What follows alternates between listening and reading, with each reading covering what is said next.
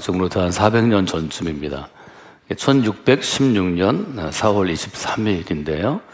이날 과연 어떤 일이 있었는지 여러분 혹시 기억 속에 있는지 한번 기억의 창고를 열어보시면 좋을 것 같습니다. 뚜렷하게 여러분들이 기억나는 사건이 1616년에 있으신지 모르겠는데요. 이날은 두 사람이 하나님의 나라에서 부르심을 받은, 말하자면 생명을 다한 날입니다. 한 분은 이제 영국 사람이고 한 분은 그 당시에 에스파니아 사람인데요. 이 두 분이 그때 돌아가실 때에는 100년 후에 또 200년 후에 300년 후에 또 지금 이제 400년이 좀 지났는데 어떤 일들을, 즉 어떤 영향력을 줄지 그것을 사실은 예측하기 어려운 그러한 때였습니다. 한 분은 영국 사람인데요.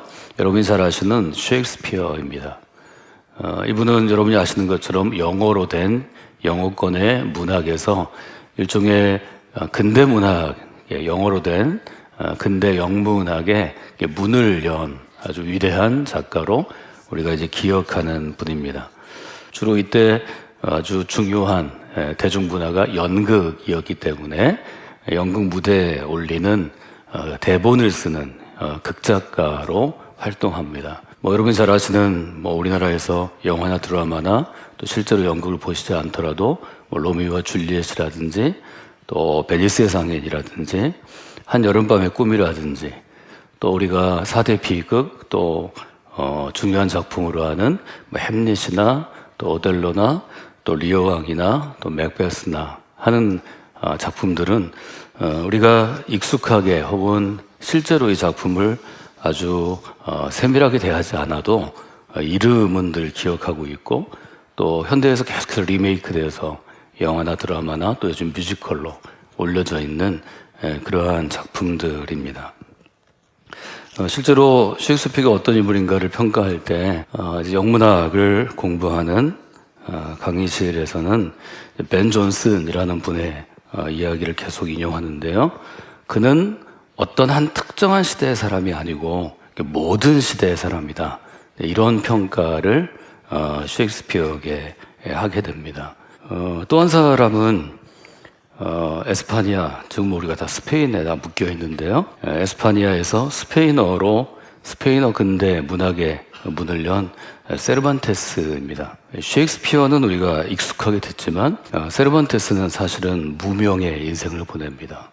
평생 동안 별로 인정받지 못했고 젊은 시절에 23살에 군대에 이제 입대하게 되는데 군대에서 이제 고향으로 돌아가게 되는데 돌아가는 길에 해적선의 습격을 받고 포로가 됩니다. 5년 동안 지금의 알제리에서 노예로 잡혀 지내다가 아주 기적적으로 몸값을 내고 이제 고향으로 돌아오게 됩니다. 고향으로 돌아와서 이분은 이제 여러 가지 일들을 하다가 간신히 세무징수원이 되는데 비리에 연루돼서 감옥에 갇히게 됩니다. 감옥에서 한 이야기를 구상하게 됩니다. 그리고 감옥에서 나온 다음에 나이가 58세 됐을 때 그때 1605년에 발표하죠. 소설을 발표한 게 어떤가 하면 재치발랄한 돈키호테 델 라만차입니다. 라만차의 사나이라는 그러한 소설을 쓰게 되죠. 우리는 돈키호테라는 이름으로 잘 알려져 있고요. 요즘에 뮤지컬이나 또 영화로는 맨 오브 라만차로 번역이 됩니다. 이름이 좀 알려져서 58세에 이 작품을 발표하고 10년 뒤 68세에 2부를 발표한 다음에 이름을 조금 알려서 바로 이제 죽음을 맞이했기 때문에 이분은 평생을 굉장히 어렵게 살아간 사람입니다.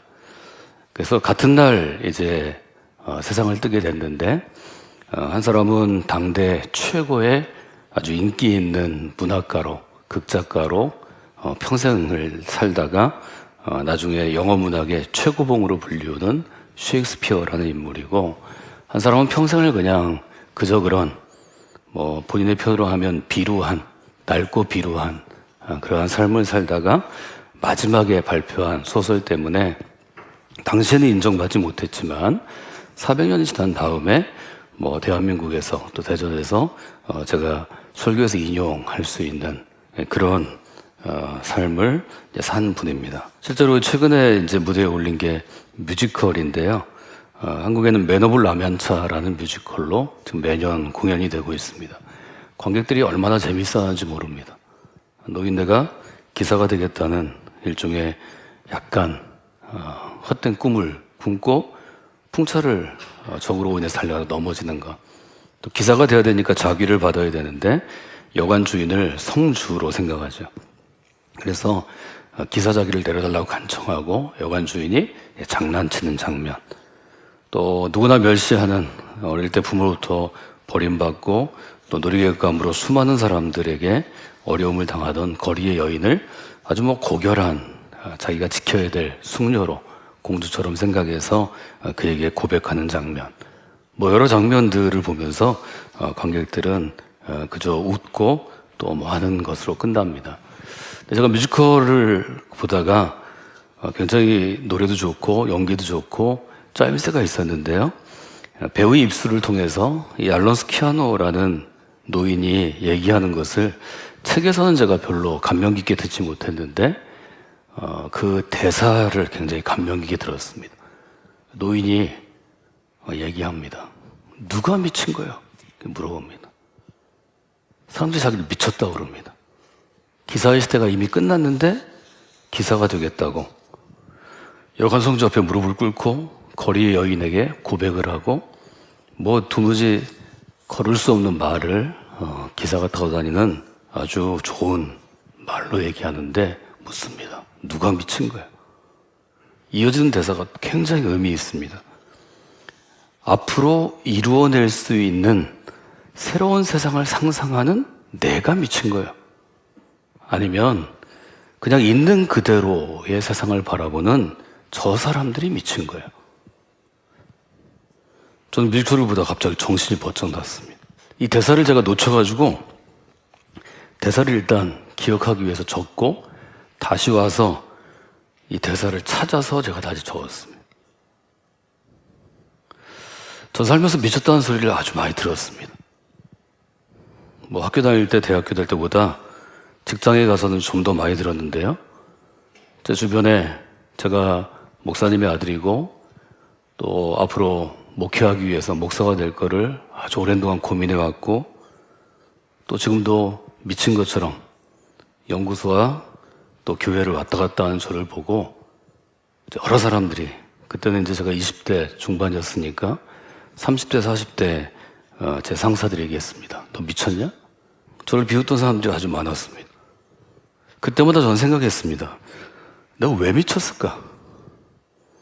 나도 나름 똑똑한 사람인데 나도 기대받는 아들인데 내 또래에 내가 비추어봐서 내가 윤리적으로나 아니면 우리나라 역사에 비해서 내가 부끄러움 없이 살려고 노력했는데 왜 미쳤을까? 하나님이 꾸었던 하나님의 나라, 꿈꾸었던 하나님의 나라 혹은 예수님이 꿈꾸었던 하나님의 나라를 이루어질 거라고 믿고 기대하고 살아가는 복음의 사람들이 미친 걸까? 아니면 예전부터 왕이 다스리던 나라, 종교적인 하늘의 아들, 신적인 존재가 다스리는 나라, 귀족이 다스리는 나라, 봉건 영주가 다스리는 나라, 민중이 다스리는 나라, 시민이 다스리는 나라, 다수가 다스리는 나라가 세상을 바꾼다고 믿는 사람들이 미친 걸까? 저는 여러분에게 오늘 근본적인 질문을 좀 드리고 싶습니다. 복음의 사람이나 그리스도인이 아니거나 교회에서 자라거나 교회를 이해하는 사람이 아니고는 우리 모두는 지금 미쳐있는 것이 아닐까요? 저는 여러분에게 닫혀진 문 앞에서라는 주제를 지난주에 드렸습니다. 닫혀진 문 앞에서.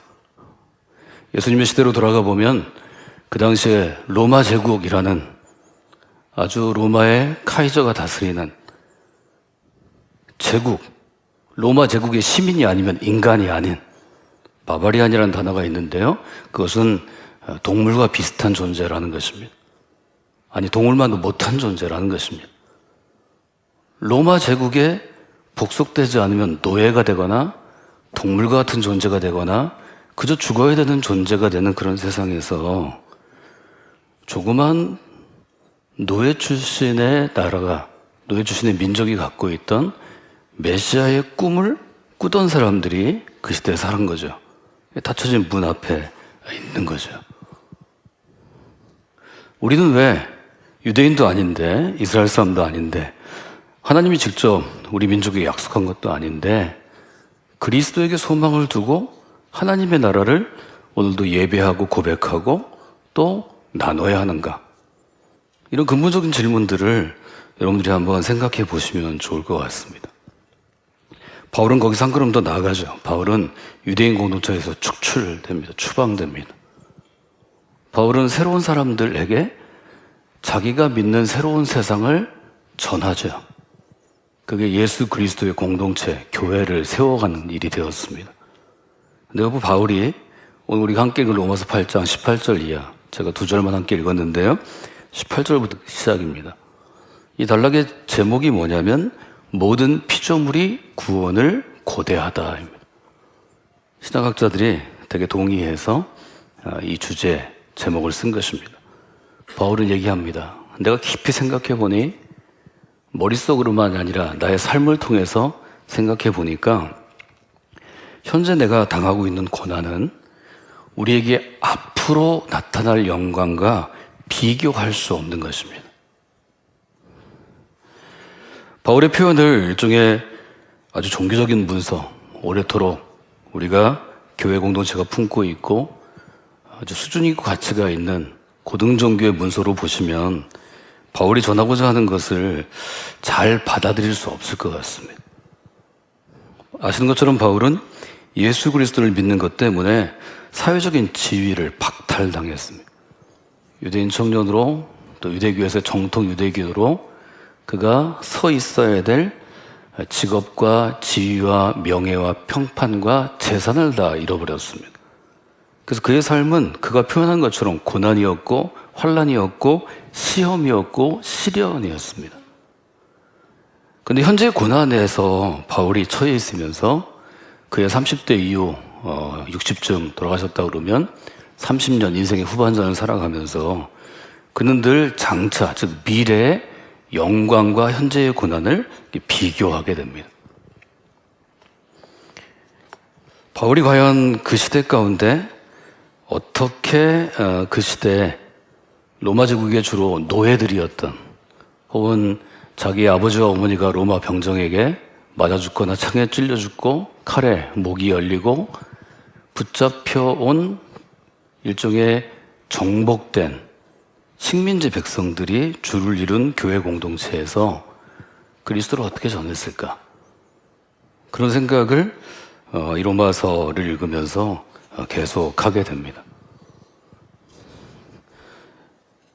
돈키호테라고 우리가 불리는 이 소설에 있는 주인공인 노인은 이렇게 묻습니다.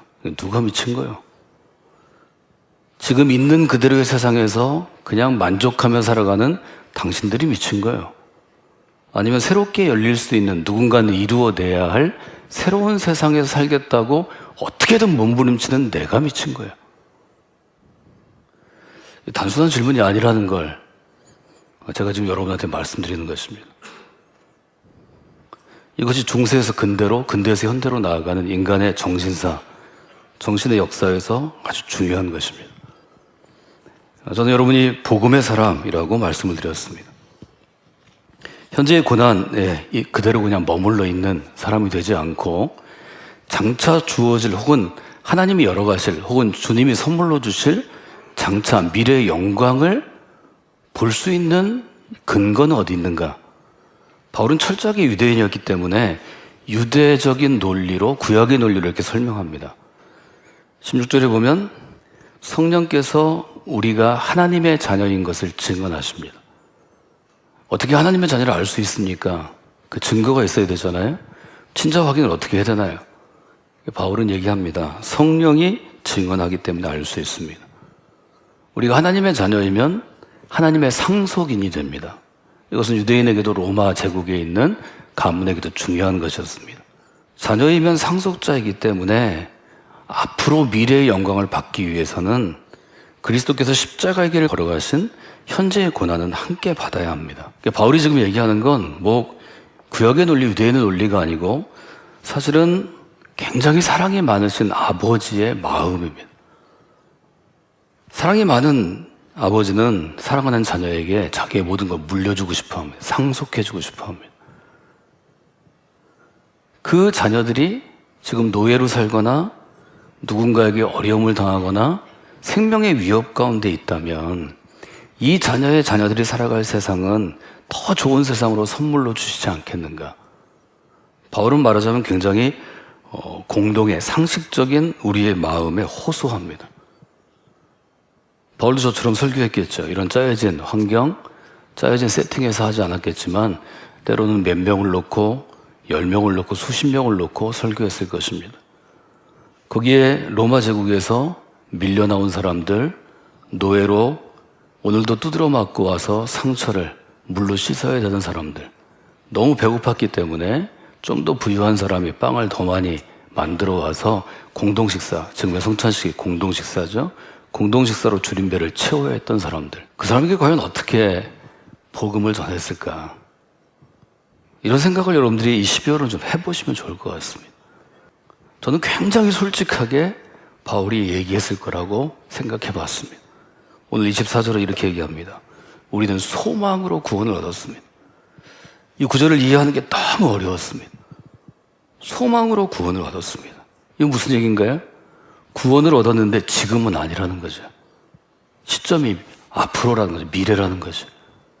구원을 얻었는데 손에 붙잡히지 않는다는 거예요. 왜? 보이는 소망은 소망이 아닙니다. 바울은 분명하게 얘기합니다. 내 눈으로 보는 로마의 귀족, 로마의 저택, 황궁, 마차, 보석이 내 소망이라면 보이는 걸 누가 그렇게 바라겠는가? 여기 바라다는 것은 깊은 갈망을 가지고 기대하고 갖기를 원하는 것입니다. 눈에 보이는 걸 누가 그렇게 바라겠어요? 그냥 보일 뿐인데, 돈 모으면 살 수 있는데. 저는 여러분이 믿음의 사람으로 살면서 무엇을 소망하는가가 여러분의 성숙함을 결정한다고 지금 말씀드리는 것입니다. 아주 분명하게 바울은 얘기합니다. 만일 우리가 보지 못하는 것을 바라는 사람이 된다면 그것은 오랫동안 참아냄으로 기다려야 합니다. 바울에게 수많은 사람들이 얘기했을 거 아니에요. 작년에 얘기한 거 왜 안 이루어져요? 나 믿음으로 살았는데 왜 계속 노예로 있어요? 믿음으로 살았는데 우리 아이가 노예로 팔려가서 가서 죽었잖아요. 그런 성도들을 데리고 바울이 뭘 얘기했을까? 저는 기다림의 계절 가운데 여러분들이 그 점을 생각하시면 좋을 것 같습니다. 저는 그래서 오늘 여러분에게 바울이 했던 답을 설명해 드리지 않고 세 가지를 정리만 해드리고 한 주 동안 혹은 10일 한 달 동안 찾으시면 좋겠습니다. 지난주에 저는 우리 안에는 닫혀진 문이 모든 인간에게 주어지고 모든 시대가 주어지는데 닫혀진 문을 여는 열쇠가 복음의 사람에게는 감사의 삶으로 주어진다고 말씀을 드렸습니다. 즉 우리에게 주어진 닫혀진 문을 여는 열쇠는 감사하는 것입니다.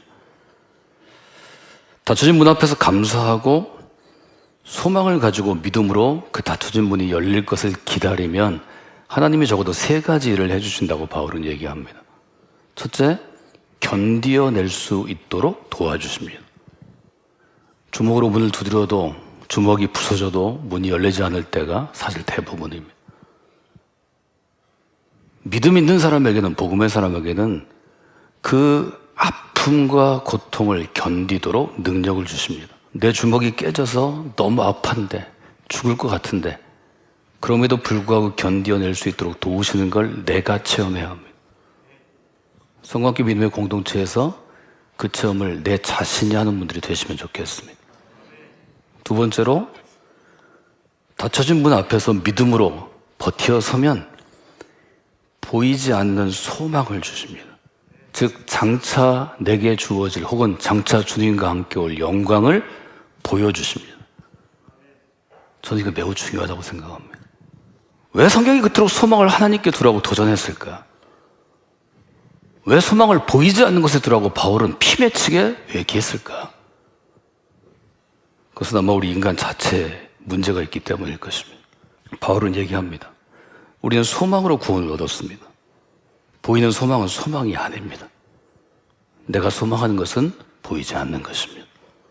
여러분, 성강교회에서 보이지 않는 것을 소망하는 것을 배우는 성숙한 복음의 사람이 되시기를 원합니다. 안 그러면 평생 교회 다닌 것을 언젠가는 여러분 자녀에게 내가 뭘 했나 모르겠다. 내가 신앙생활 열심히 한다고 했는데 좀 후회가 된다. 비참한 그리스도인이 될 가능성이 있습니다. 세 번째로 여러분, 참음으로 기다리게 하십니다. 여기서 기다림의 마지막 단계 최고봉, 강림절, 대강절의 주제입니다. 25절에 이렇게 얘기하죠. 만일 우리가 보지 못하는 것을 바라면 참음으로 기다릴지니라. 참음을 저는 훈련으로 되는 것이라고 오랫동안 생각한 적이 있습니다. 참아내야지. 참아내야지. 참아내면 기다릴 수 있지. 그러나 바울의 고백처럼 보지 못하는 것을 바라는 믿음의 눈이 열려야 참을 수 있다는 것을 여러분이 경험하시면 좋겠습니다. 많은 사람들이 내 결기로, 내 용기로, 내 담대함으로 구원에도 이룰 수 있다고 생각합니다. 교회 안에 사실 많이 있습니다. 그러나 여러분이 진짜 성숙해지려면 내가 아무리 노력해도 이건 참아낼 수 없는 걸 인정하셔야 합니다. 경험하셔야 합니다. 내가 정말 열심히 해도 이걸 어떻게 할 수 없어서 지난주 우리가 살펴본 것처럼 하나님, 나는 불쌍한 사람입니다. 이렇게 열심히 노력해도 하나님이 도와주셔도 교회가 나의 버팀목이 돼도 이걸 할 수 없습니다. 저는 이것이 성숙함이라고 여러분에게 다시 한번 좀 도전하는 것입니다. 여러분, 눈앞에 보이는 것에 너무 만족하지 마십시오. 눈앞에 보이는 것을 너무 쫓지 마십시오. 우리의 신앙생활은 하나님께서 우리를 부르시고 선택하신 퍼스트 콜링의 그 순간부터 여기에서 끝나는 게 아닙니다. 나이 들어서 끝나는 것도 아닙니다. 죽을 때 끝나는 것도 아닙니다. 그때로부터 지금을 거쳐 영원으로입니다. 이것은 성경이 우리에게 도전하는 가장 큰 시간관입니다. 돈키호테에서 그 노인은 얘기하죠. 누가 미친 거야? 나중에 봐봐. 400년이 지났습니다. 수많은 세르반테스의 작품을 해석하는 사람이 38편의 위대한 작품을 남기는 셰익스피어와 단 한 편의 그저 읽혀지는 아이들 이야기 같은 돈키호테를 비교하는 것입니다. 저는 이것이 보이는 것을 추구하는 것과 보이지 않는 것을 추구하는 것의 좀 차이점이라고 생각합니다. 세 가지 제가 말씀드렸습니다.